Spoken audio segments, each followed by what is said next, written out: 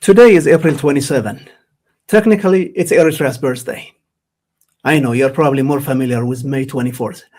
But the way Eritrea became independent is actually through an internationally supervised referendum that was held in April 1993. So back in April 93, between the 23rd and the 25th, Eritreans voted. And on the 27th, the results of that vote was announced. And as history shows, overwhelmingly, Eritreans voted for independence. And as of that day, Eritrea was declared an independent sovereign nation. And the government was established, and the rest is history. Now, it's so important for everyone, especially Ethiopians, to know what transpired before that, what led to that, how did that happen? Because, a lot of revisionists are revising what happened and what did not happen. And it's important for everyone to know, especially Ethiopians. Why? Because as neighbors, we have to understand each other's history. We have to understand the truth of what happened and what did not happen. And I encourage not only Ethiopians, but Eritreans and everyone else as well, to know a few things about the Eritrean referendum that would, I promise you, would help you speak intelligently about Eritrea, Ethiopia, the region, and so on. So I encourage you to watch the video all the way through, and you will be surprised about a couple of them. So what I have prepared is 5 facts that we should all know, and let's get started. So 93, to help us understand what happened, let's go back to May 24, 1991. Now, everyone knows what May 24, 1991 is. That's the reason Eritreans celebrate Independence Day on May 24th. But in 1991, 2 years before the referendum, the EPLF, the Eritrean People's Liberation Front, won the war, liberated Eritrea, captured Asmara. At the same time, the EPRDF forces around the same time also defeated the Derg in Addis Ababa. And but back to what happened in Eritrea. As of that day, Eritreans controlled their own territory. But they didn't immediately declare independence and made it sovereign. That's not how it happened. So among the first things that the EPLF announced was that a referendum will be held down the road. And then later it was decided to actually take 2 years. Now, why 2 years? Because they don't want anyone to question that ever. They want it to be as legal as possible, as verifiable as possible, and they want people to participate not only inside the country, but outside as well. So it took a process of 2 years, but it all started with that. So technically, you can't have a referendum in April 1993 if May 24, 1991 did not take place. So that is for sure. Next, and this is the area that I actually want you to really pay attention, is what also happened right after May 24, 1991. Barely a month, less than a month after the EPLF captured Asmara, the US Congress, because the same situation was also happening throughout Ethiopia, and then Mengistu Haile Mariam fled. The EPRDF is now in power. So barely a month, less than a month after that happened, basically lawmakers in the US want to understand what was going to happen in Eritrea and what was going to happen in Ethiopia going forward. So to help them do that, they invited a few scholars, including an Eritrean representing the Eritrean side and a few other scholars from the Ethiopian side as well. So this was a hearing in Congress. Representing the Eritrean side was Dr. Berhab Tegergis, and on the Ethiopian side, there were a few others, but particularly I wanted to pay attention to the former Foreign Minister of Ethiopia, Goshu Walde, Dr. Goshu Walde as well, here at the televised program. They put Goshu Walde consultant, because a few years before the end of the war, he actually abandoned the Mengistu government and he became a consultant. But at the end of the day, he is the Derg's foreign minister, or former foreign minister. So On June 19, 1991, there was a hearing, and these two gentlemen testified. So let's get started with what Dr. Berhe has to say first. What is the ultimate objective of the EPLF? The official position of the EPLF regarding the future of Eritrea is to let the Eritrean people, in a democratic process, such as a referendum, decide their future. They will have a number of alternatives to options to review before they make a decision on the ballot, so to speak. Right.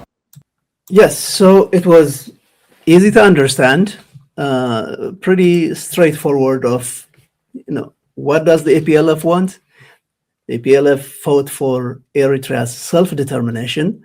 So as it promised that it will give the Eritrean people a chance to vote whether they want, how their future will be. And as Dr. Berhe stated, pretty straightforward. There will be options, and it will be up to the people to decide. And now, making a case for the Ethiopian side, let's hear what Dr. Goshiwalde has to say, former foreign minister of Ethiopia, has to say. Mr. Wulde, you want to comment on the need for referendum or the request for referendum in Eritrea? Yes, sir. Thank you very much.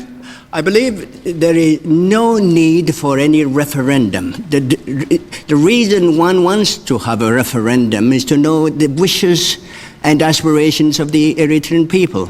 And therefore, the decision on whether to belong or be member of Ethiopia has already been taken by the people of Eritrea. One cannot give the right of self-determination every 15 years or 20 years or every generation. But if it is found necessary at some point in the future, that opportunity or that referendum should be made available, should be made open to the people of Ethiopia, and so that the people of Ethiopia should decide. So what a stark difference between the two cases. Now, Dr. Goshiwalde, what he was trying to say, I mean, he said it, that there was no need for a referendum, which is ridiculous because it took 30 years of war because Ethiopia would not let Eritreans decide their future. And he was also saying that it was already decided. I don't know what he was referring to. Was it decided when it was federated with Ethiopia? Was it decided when Haile Selassie abolished the federation? Was it decided when Mengistu and Goshiwalde's government tried to suppress the Eritreans by force for decades? But the most ridiculous point that he was making was that if there was a vote, all Ethiopians should decide. All Ethiopians should decide at the same time what the future of Eritrea will be. That's like saying, even using their current constitution, even using Ethiopia's current constitution, that's like deciding if one region, for example, the Oromia region wants to decide its own future, that it should be decided by all Ethiopians. Even in the Ethiopian constitution, they don't have that. They let everyone decide what they need to do. But in this case, it was not even close to that. It was not up to Ethiopians to decide. It was not under one constitutional system. And what a stark difference. So more importantly, what transpired on the ground, that Eritreans have liberated their land, and going forward, they have a bigger say. So the rest of the world was kind of accommodating towards that anyway. But as far as making a case using logic, using political arguments, this is what happened. Now, the end of the day, what's the result? The result is that everyone, including the US, but everyone pretty much says, look, we agree with Eritrea. They fought, they won their independence. Now they have now they are saying that they want to legitimize their victory. And pretty much no one agreed with what Goshiwalde was trying to say, as far as Eritreans don't need a referendum, or that we don't need to ask them, or that all Ethiopians should vote. That that side of the argument got defeated. Now, at the end of the day, almost the whole world is agreeing with that argument, especially in 1991, the world was really changing, but the voices that mattered, this is all about what led to the referendum, what led to the smooth transition is what I'm trying to say here. So as far as the fact that who agreed with Eritrea and whose voice mattered, obviously it was the US. The US played a big role. I mean, it could hinder it, it could support it, but as far as making a case with the US lawmakers, US leaders, they had to accept what was going on the ground. And in 1991, we agree with Eritrea, started in a big way with the US. And then later on, it followed with the United Nations as an organization, and then, of course, all its members as well.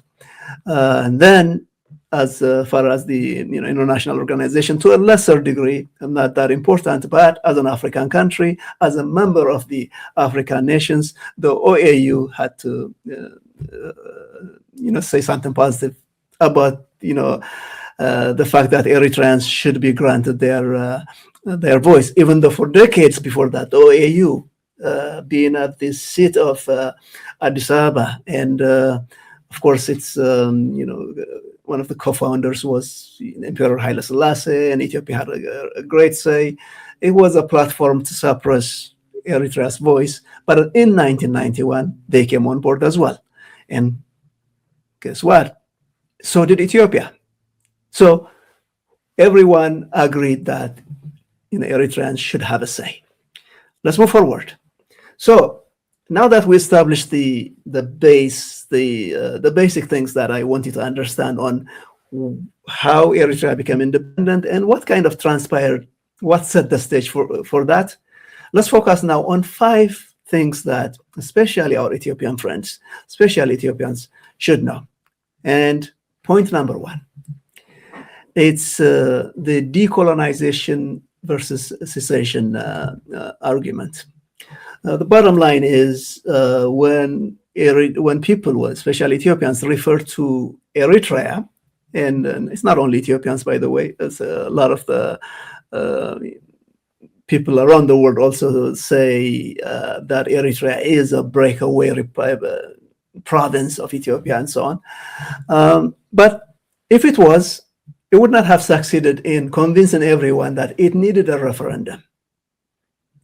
The fact that it actually made a convincing argument, one of its biggest case was Eritrea's case is a case of colonization, not secession.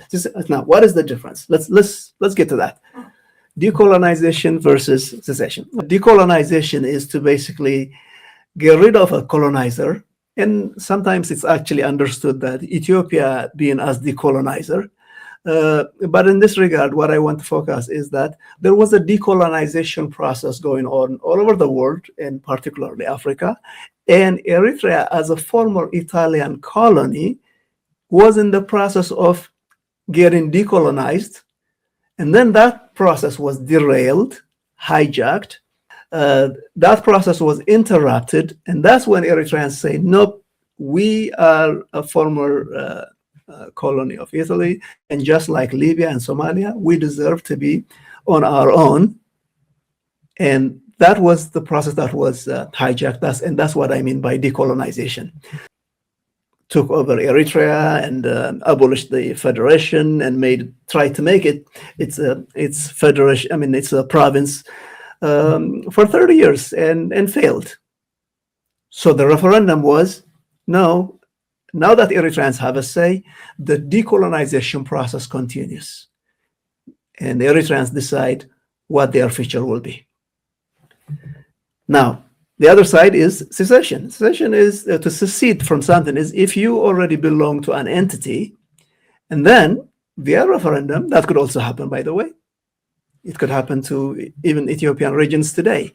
Secession would be to say, okay, yes, we were one country, but from here on, we want to secede. We want to be on our own. That's also a process.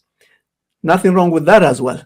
But in Eritrea's case, and the reason it was successful, it was not because it wants to secede, it was because it convinced everyone that the truth of the matter is, Eritrea's case is decolonization. Okay, now, we're not going to spend too much time on this. In fact, I have a separate video that I prepared, what I called Eritrean history for Ethiopians. I invite you to check that out. I go into detail of what the Ethiopians should know about Eritrea's history. But the bottom line, as far as the referendum is concerned, the decolonization case is concerned, it boils down to, okay, colonization officially started, at least European colonization. We're not even going to talk about the Ottoman colonization and the Egyptian colonization and others, but the Italian colonization, the European colonization, started officially in 1890. As of 1890, Eritrea became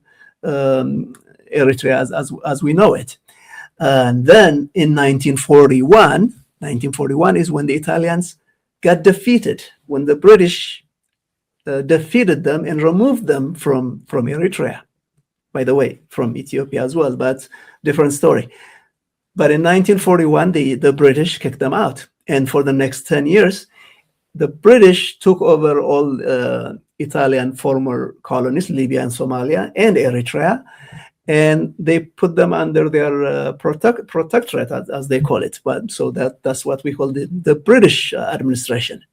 And then in 1952, the UN actually decided to and again, against the will of the Eritrean people, decided to federate it with Ethiopia, but it was a compromise. It was kind of accepted. And for the next 10 years, Eritreans had their own constitution, their own flag, their own everything, pretty much a country for all intents and purposes, but not fully.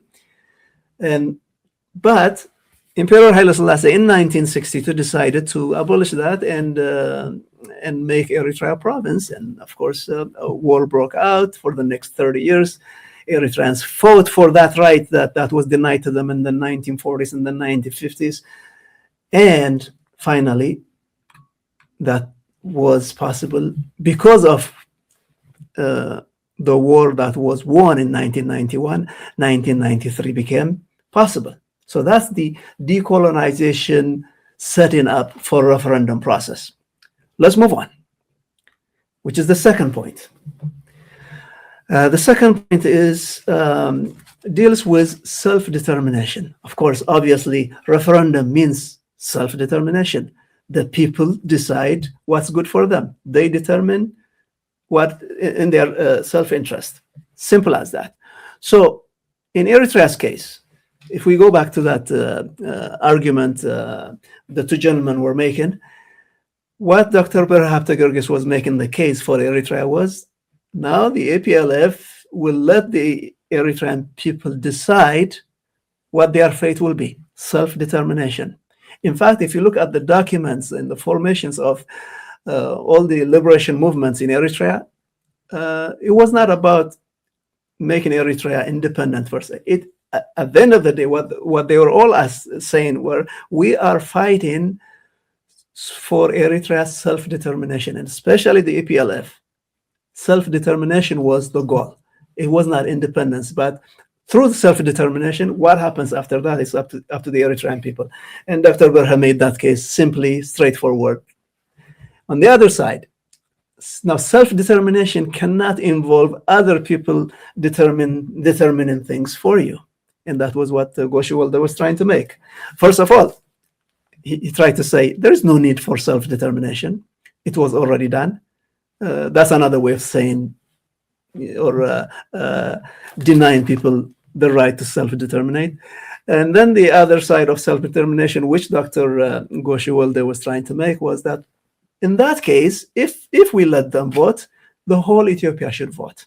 And that's unheard of, never done, because in that case, that would not be self-determination. That will be other people determining your fate. For example, let's take a look at these three simple cases. In Indonesia, when East Timor or the East Timorese voted, they didn't ask the entire Indonesia what the fate of East Timor will be. In Montenegro, they didn't ask the entire Serbia of what the Montenegro's fate will be. Again, in Africa, South Sudan, the only country that became independent after Eritrea. They didn't ask the entire Sudan to vote on the fate of South Sudan. It's simply not done. Now, this is common sense, but the reason I'm bringing this up is even today, Ethiopian leaders, some educated Ethiopians are trying to make the case that it should be otherwise. Everybody should have a say. Why did only the Eritreans decide what was going to be? So it's a simple case. The bottom line is, I mean, we don't have to debate that. The world already sided with the norm, from the US to the UN to the African Union to the entire globe. It's a done deal. But more importantly, that is the norm. What Eritrea followed is actually the process that everybody respects. Moving forward, the process that Eritrea followed through the referendum process is actually rigorous, and of course it has to be internationally verified, supervised. But at the end of the day, it is rare to be successful in that process. A lot of people, a lot of countries who want to be members of the international community, even though they may have succeeded in winning a war or conducting even a vote for a referendum, it's rare to be accepted. So why was that the case for Eritrea then at the end of the day? Internationally verified and rare. And for that, the referendum took place in 1993. So we followed what happened in 1991, the hearing of the U.S. Congress and the preparation in Eritrea. But officially, an official respectable or something that is legitimate process has to be followed. And what transpired was that at the UN, at the UN General Assembly in 1992, they passed on a resolution 47/114, which basically says we will help Eritrea conduct its referendum, and the UN will supervise it and provide technical support for that and be a witness to that and encourage the international community to participate in what happened. And in that regard, they set up the United Nations Observer Mission to verify the referendum in Eritrea, UNOVER. Then, as part of that process, it actually coordinated international observers, and there were over 130 of them. And their job was to basically do one thing, to make sure that people are voting or deciding on their own volition, and that at the end of the day, it was free and fair. That's all they were trying to accomplish. And in order for that to happen, first, of course, people have to understand what they are doing, what it meant, the process, how the ballot works, what the two options are, and how to vote. So a lot of preparation and education and training has to take place. So they did not only observe, but they provide that technical assistance as well. At the end of the day, what matters is the votes. And the votes were overwhelmingly, everyone has, you heard this before. And since we are talking about, especially for those who have this revisionist tendency, yes, I think they do accept that the Eritreans had a referendum and they voted yes, and it was accepted by the international community. That is a done deal. But maybe to delve a little bit into the numbers, it's easy to say 99.8 is almost 100%, but in terms of numbers, Eritrea is a small nation, especially in 1991. The population was even smaller. So 1.1 million people said yes. It's not a few rebels or anti-Ethiopian elements or people who for one reason or another, they don't want to be part of Ethiopia. It's the entire country. Why? Because it has to do with the decolonization process that I mentioned. Not to mention what happened, the suppression and the suffering. But at the end of the day, at that time, when people were deciding, it was overwhelmingly a yes vote. There were a few no votes as well. Because, why am I mentioning this? In particular, when an intellectual tries to make the case, yes, there are some Eritreans who did not vote or did not accept that. It's just a small, very tiny minority. But at the end of the day, free and fair election means people have a say. And 1,822 people said no to the referendum. No problem. The bottom line is, this 1.1 million people, I am one of them. The population that is in Eritrea, they are children and they are grandchildren. So the Eritrean population is the result of this vote. And so these people are not going anywhere. If the referendum was held today, for example, does anybody in their right mind think that the numbers would be any different than we have here? So that's the bottom line. So to respect the Eritrean referendum, Eritrean voice at the end of the day means to respect the voice of over 1 million Eritreans and what they have to say. That's how Eritrea became independent. That's how Eritrea came to be. It's not a political process. It's not an agreement that was done in a smoky room among leaders and making deals. It was not a conspiracy between the EPLF and the TPLF or Isaias Afwerki and Meles Zenawi. It's none of that. It's the voice of the Eritrean people. That's what the international community says. Yes, this is legitimate. So that number is important to know. Then at the end of the day, it's what matters. But literally, the UN, through all its observers and coordinating team, declared the results of that vote as free and fair. And that's one and forever, non-negotiable.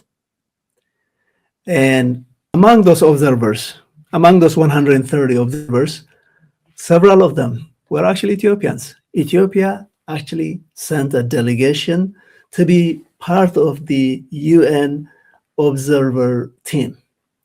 So Ethiopia also not only participated, and then I'm going to actually go into the details of what did actually Ethiopia actually do, because especially from Prime Minister Abiy Ahmed, there is this notion that there was nobody knew what was happening and so on. But we will address that part.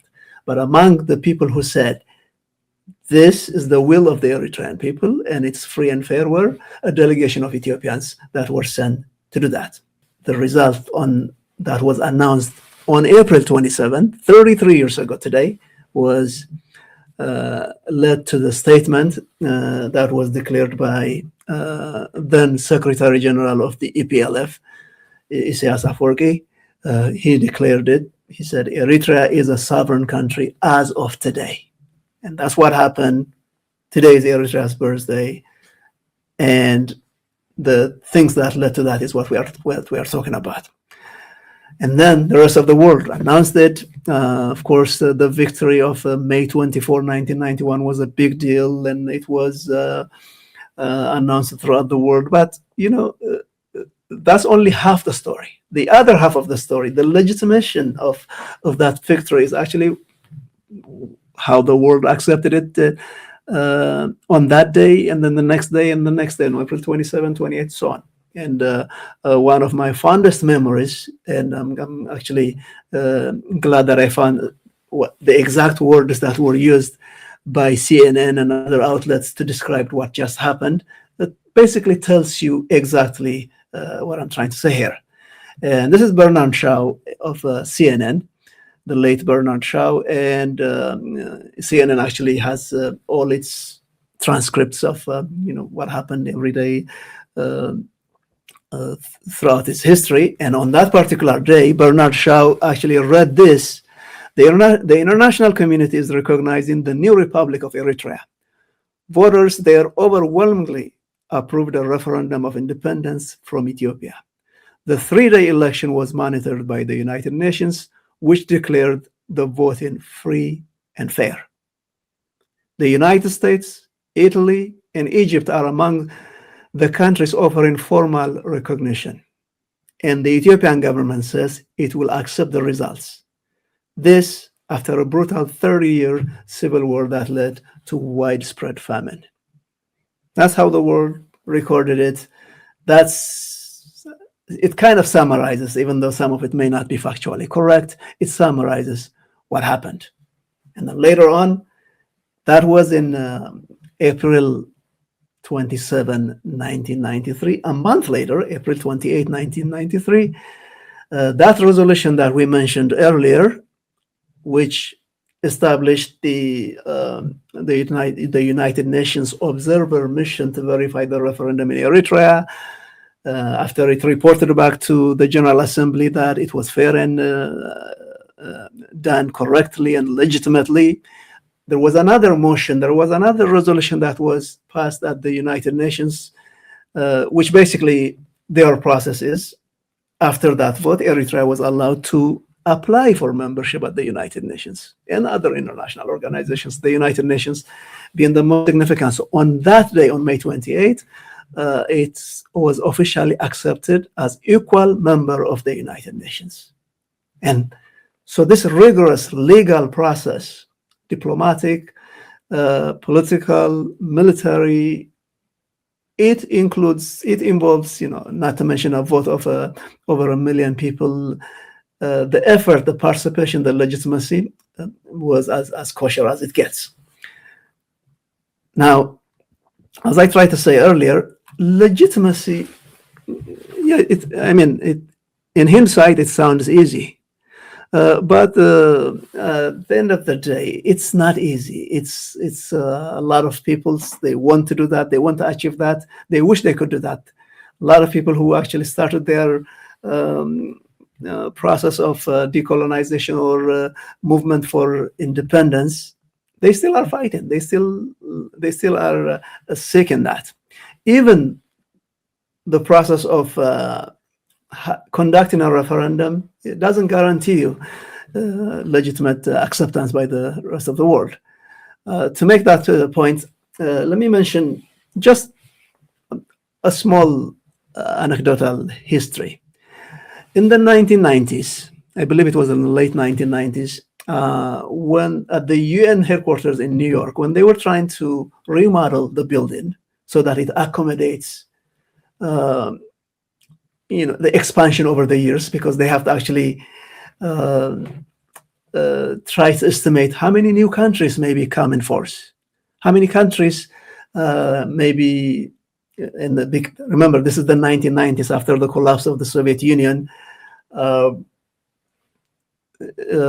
Many countries were forming, but by the time they were doing the remodeling, a lot of, including Eritrea and other countries, Latvia, Lithuania, Estonia, and a bunch of Eastern European countries are already forming.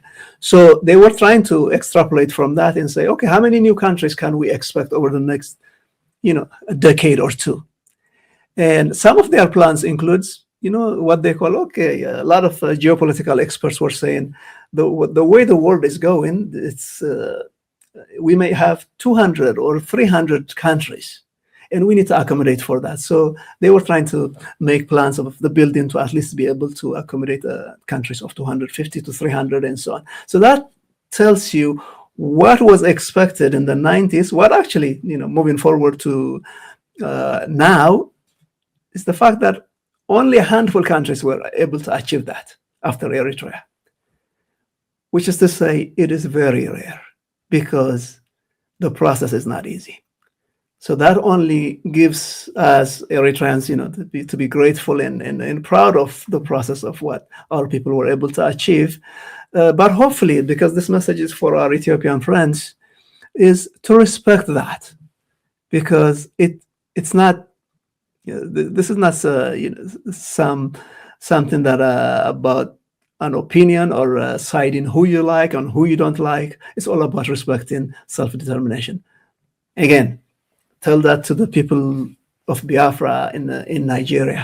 They went through their process trying to create a nation and failed.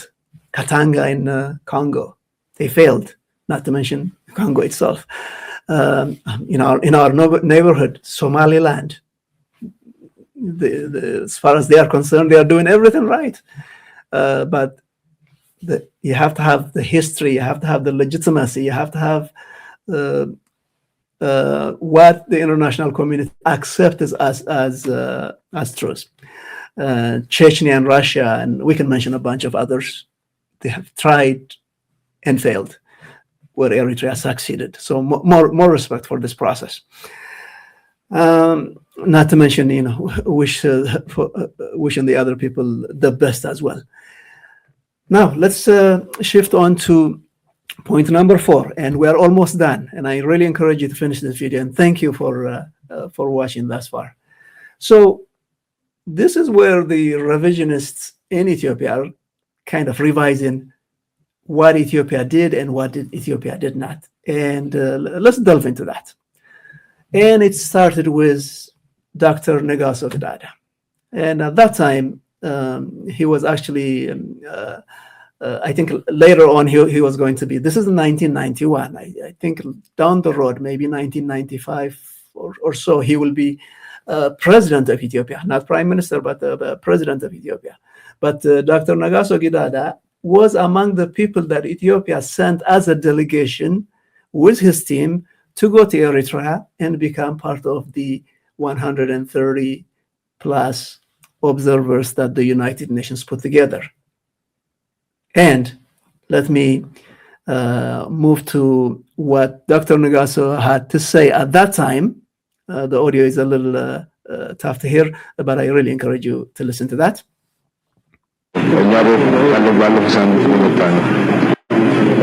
ከሐሙስ ጀምሮ እስከ ዛሬ እስከ ትላንትና ማታ ድረስ ያየነው የህዝቡ ስሜት ስናይ የተደሰተን ሰው ስናይ በጣም ደስ የሚያሰኝ ነበር።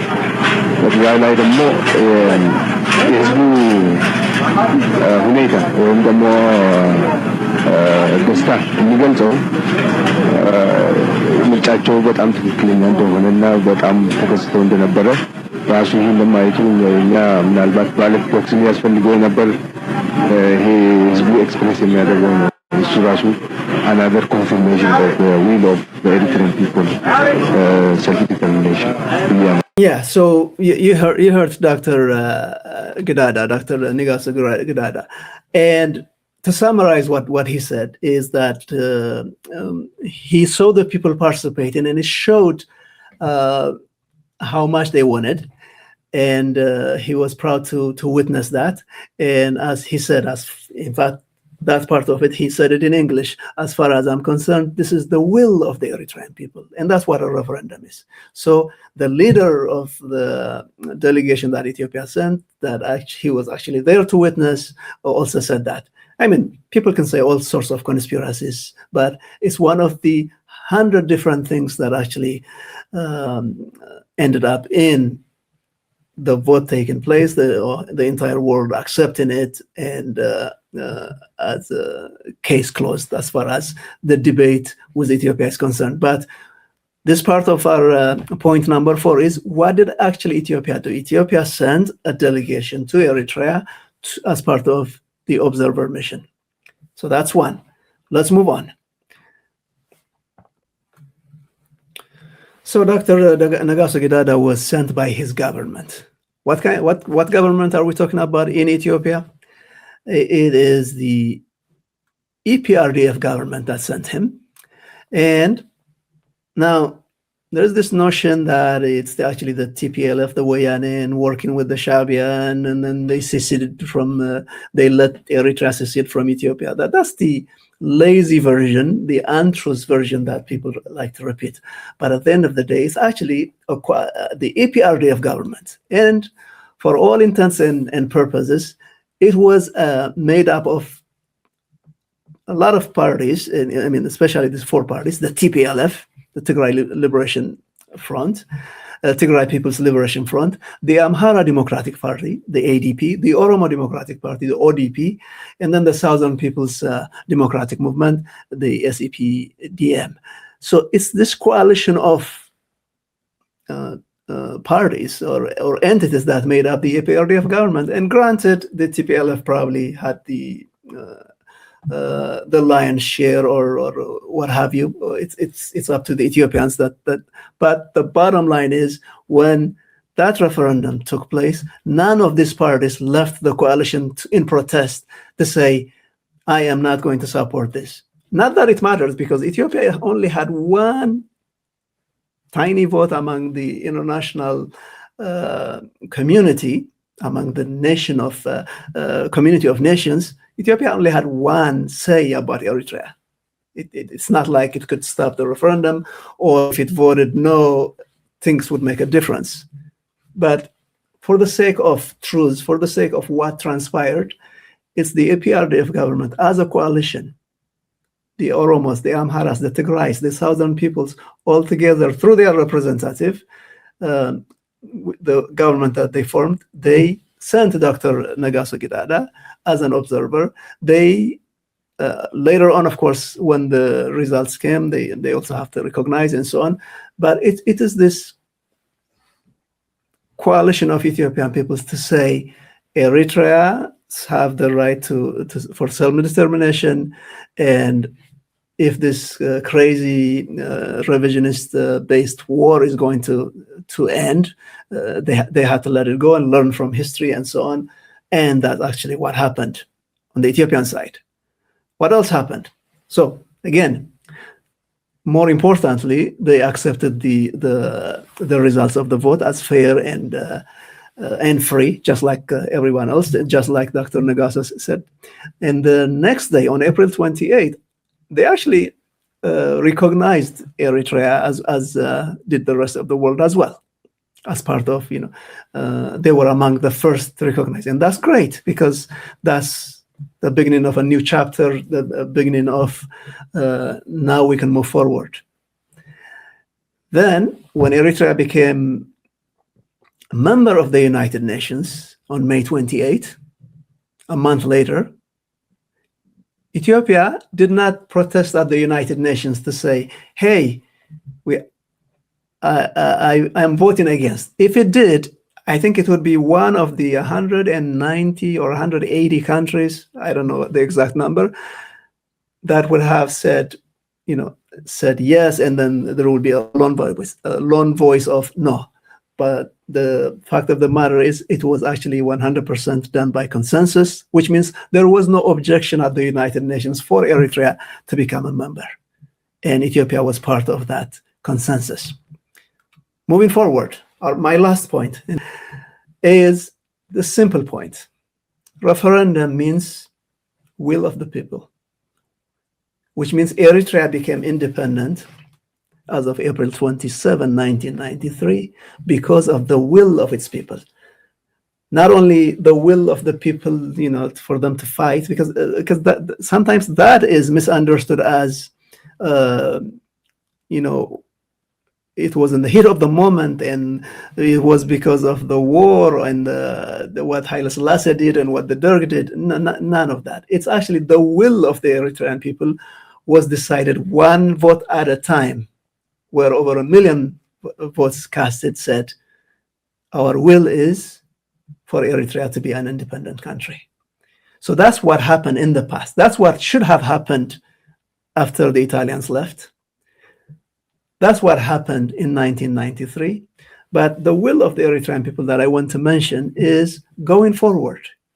And with our Ethiopian friends, if we are going to have peaceful neighborhood, if our future generation and our children and grandchildren are going to live in peace, one thing that everyone should respect, and I think the Ethiopian people do actually accept and respect the will of the Eritrean people, that's for sure.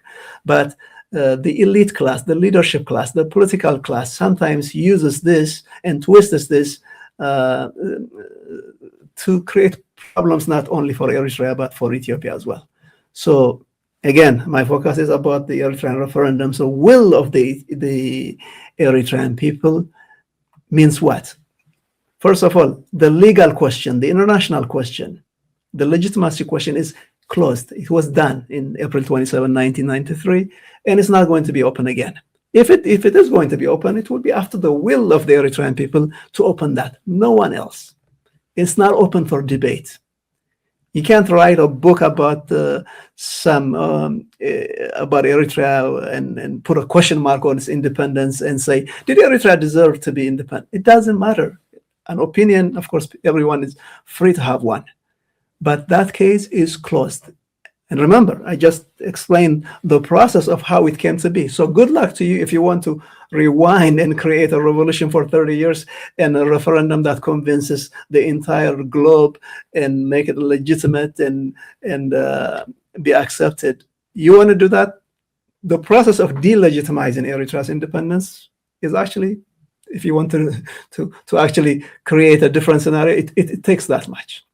But the truth is, even after that, who is going to accept what happened? But bottom line is case closed. So if we accept that as case closed, we are better off. And then, since we are talking about the future, the sovereignty going forward as well belongs to the Eritrean people. It doesn't matter what government, what leader, and what opposition, what dealings people think they can make to discuss Eritrean sovereignty or make any kind of arrangements in their head, by the way, because the bottom line is the process that followed, what the current Eritrean government, actually one of its biggest achievements is the Eritrean referendum. One of its lasting legacy will be the Eritrea's referendum. But they made the people, they empowered the Eritrean people to do that. At the end of the day, it was not up to the EPLF as an organization to decide what the future of the Eritrean people was. It was the people. And going forward, it will be up to the people. So if it's going to be up to the people, trying to make this convoluted arrangements of, okay, this is how we attack the history, this is how we attack the process, and this is how we attack the people or the leadership. It doesn't work, because at the end of the day, it's all about convincing the entire people. Again, a simple question to ask every time is, if the referendum was held today, what do you think the answer will be? And that should only be, I mean, that should have been like a 5-second debate or a 5-second thought, and that would help people move forward. So that's my 5 points. To recap, I hope you found it helpful. But to recap, what I said was decolonization, not secession. If you are not convinced that this was Eritrea's case is not decolonization, it doesn't matter. But I encourage you to read books, to explore, to learn. In fact, AI will be a great help here to help you understand what Eritrea's case was. If it wasn't decolonization, I think, in my opinion, it would not have succeeded. It wasn't a case of decolonization. Second point, the referendum, unlike what Goshi Wolde was trying to say, was not decided by the majority or the entire Ethiopia. It was decided by Eritreans for Eritreans, because that's the norm, that's the way it should be. So any opinion about the Eritrean referendum pretty much belongs only to Eritreans. So Eritrean referendums belongs to Eritreans. I think that's needless to say that. Then, as we saw, and as history shows, it was done legitimately through what the UN verified, what the entire world legitimized. We saw that as well. Then, even though it was great at that time, Ethiopians did show their cooperation. Ethiopia's recognition or participation or lack thereof was not important. It was not key, but it was, for sake of history, I'm glad at that time the Ethiopian leaders, through their representatives and the coalition EPRDF, chose the right thing to do at that time. And what the EPRDF then, if we take out the TPLF, the rest is now the Prosperity Party. So it may have changed its name, but it's that same government that exists today that recognized Eritrea through a legitimate process. So don't let Abiy Ahmed come to the microphone once in a while and say, we have no idea what happened or this or that, because the truth is right there under his nose. And then the final point, the fifth point, was sovereignty still rests with the Eritrean people. No one person would be able to decide the fate of the Eritrean people going forward as well. One day we may have another referendum about something. I don't know. It might be let's rejoin the Ottoman Empire, or let's be part of Italy. It's up to the Eritrean people and whatever they want to do. So if we leave it at that, I think we'll be better off. So I hope, my dear Ethiopian friends, I am saying this with the hope that the more you know about Eritrea, the more better off all of us will be, the more peaceful our region would be. And I hope you found this 5 points a little helpful, and hopefully they will help you at least speak intelligently about what Eritrea is and how it came to be. Happy birthday, Eritrea, and thank you for listening.